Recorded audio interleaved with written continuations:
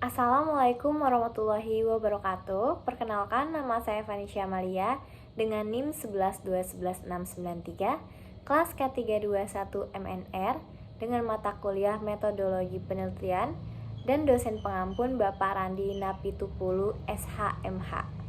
Video presentasi ini diajukan untuk melengkapi dan memenuhi sebagian syarat ujian tengah semester mata kuliah Metodologi Penelitian.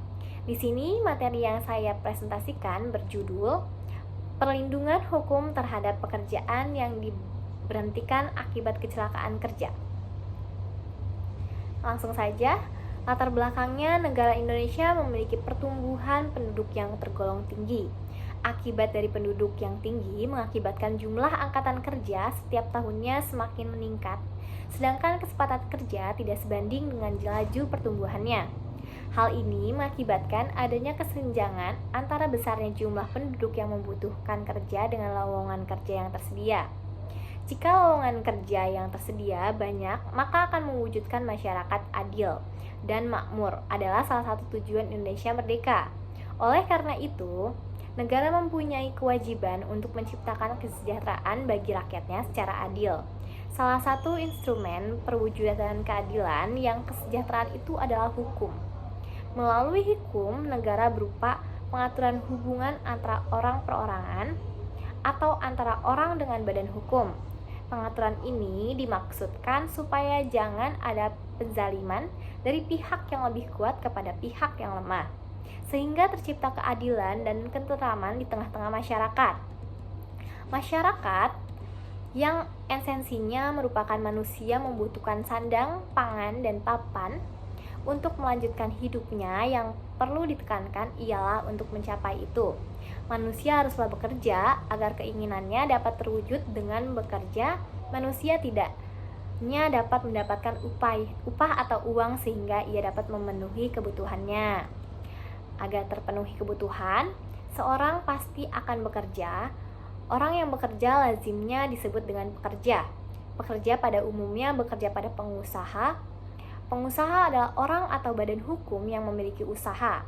Salah satu hak pekerja bekerja salah satunya untuk mendapatkan upah. Hal ini untuk memenuhi kebutuhan dan juga kekeluargaan. Kecelakaan dalam melakukan suatu pekerjaan kadang-kadang tidak dapat dihindari.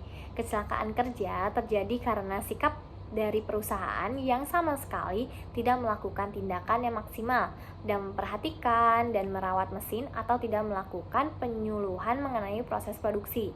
Kecelakaan kerja juga dapat terjadi karena kelalaian atau cara kerja dari pekerja atau buruh itu sendiri.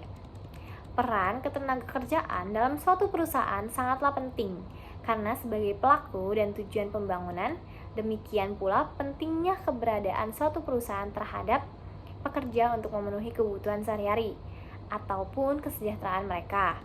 Dalam bekerja sewaktu-waktu akan mengalami terjadi kecelakaan, baik itu kecelakaan yang mengakibatkan cacat ataupun kecelakaan besar yang mengakibatkan kematian. Dengan adanya hal ini, tentu pekerja tidak boleh langsung diberhentikan atas pekerjaannya akibat sudah mengalami cacat tubuh yang dialami karena kecelakaan kerja, dikarenakan semua harus sesuai dengan peraturan dan harus dilakukan dengan adil. Lalu untuk pokok permasalahannya, itu pokok permasalahan pekerja yang diberhentikan akibat kecelakaan kerja secara tidak hormat melibatkan pelanggaran hak pekerja dan mungkin melibatkan masalah hukum.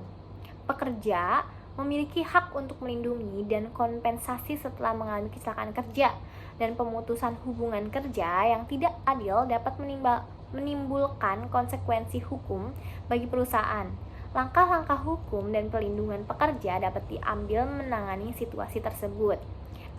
Mengenai pemutusan hubungan kerja yaitu PHK, menurut pasal 151 ayat 1 Undang-Undang No 13 tahun 2003 tentang ketenagakerjaan UU Ketenagakerjaan, pengusaha, pekerja atau buruh, serikat pekerja atau serikat buruh, dan pemerintah dengan segala upaya harus mengusahakan agar jangan terjadi PHK.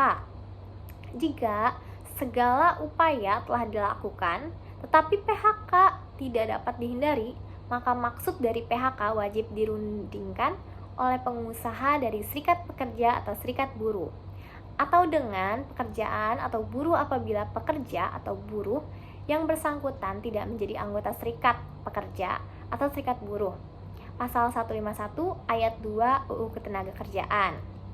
Berdasarkan penjelasan tadi, dapat dilihat bahwa PHK merupakan pilihan terakhir dan hal tersebut harus dirundingkan antara pengusaha dan pekerja atau buruh.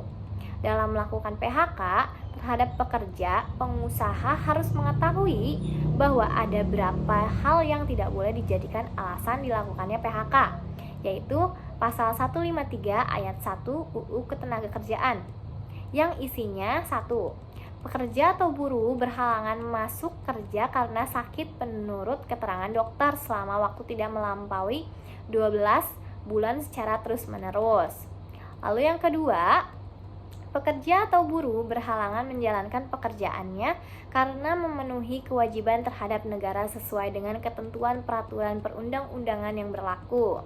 Yang ketiga, pekerja atau buruh menjalankan ibadah yang diperintahkan agamanya.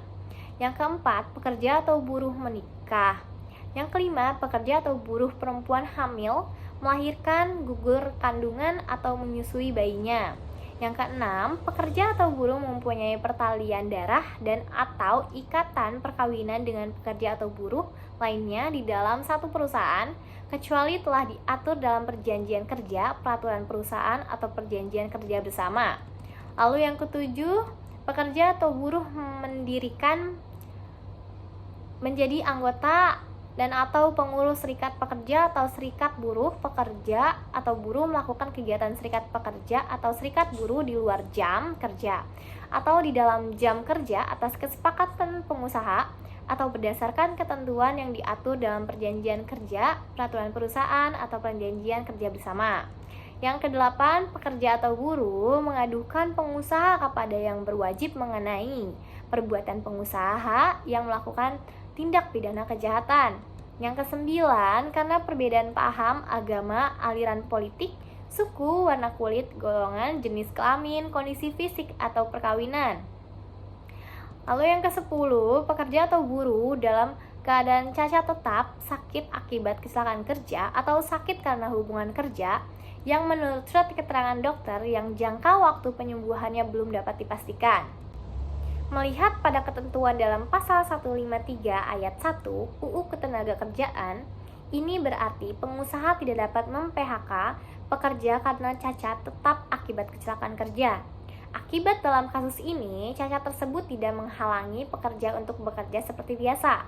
PHK dilakukan atas dasar cacat yang diderita oleh pekerja, maka sebagaimana diatur dalam pasal 153 ayat 2 UU Ketenagakerjaan, PHK tersebut batal demi hukum dan pengusaha wajib mempekerjakan kembali pekerja atau buruh yang bersangkutan. Perlu diketahui juga, jika pengusaha berusaha melakukan perundingan demi pekerja mengenai PHK atas dasar cacat dan tidak ditemukan kata sepakat, maka pengusaha tidak dapat melakukan PHK terhadap pekerja.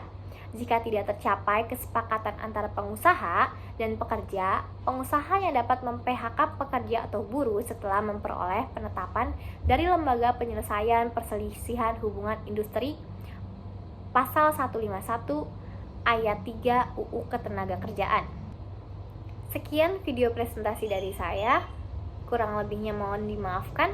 Wassalamualaikum warahmatullahi wabarakatuh.